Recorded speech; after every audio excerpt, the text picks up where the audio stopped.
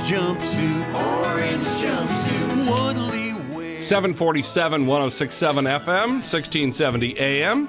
Russ Feingold has a new book out, While America Sleeps. Available everywhere except the Rainbow Bookstore.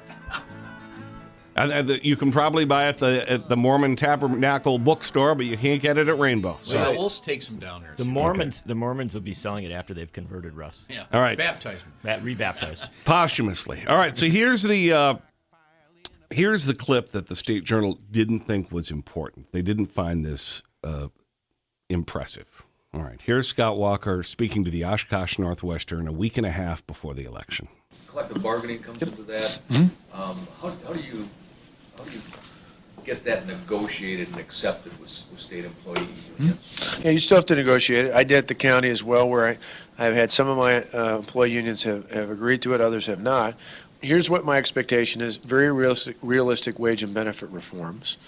And if we don't get it, we didn't build the budget on furloughs, but we set as a fallback for those employees who are in collective bargaining units where they do not settle for what we're asking for in the budget. Again, this is at the county level.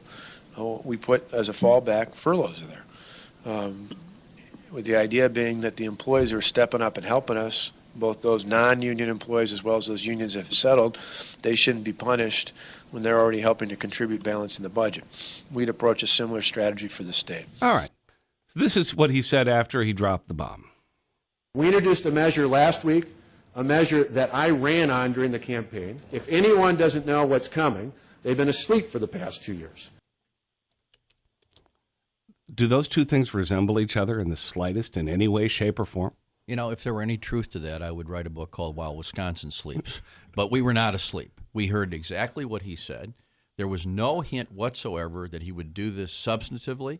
And we also didn't know that he would use tactics that would have made the original Mayor Daley blush to get this thing through. So it's both the substance and the tactics are so not like Wisconsin that it is an unusual situation that justifies recall. That kind of a fraudulent campaign is one of the reasons this guy deserves to be recalled. People normally don't want to undo elections, but this is a very unusual series of behaviors. But you think that's a significant audio? Yes, of course. I mean, how could anybody listen to that and not think they were taken for a ride?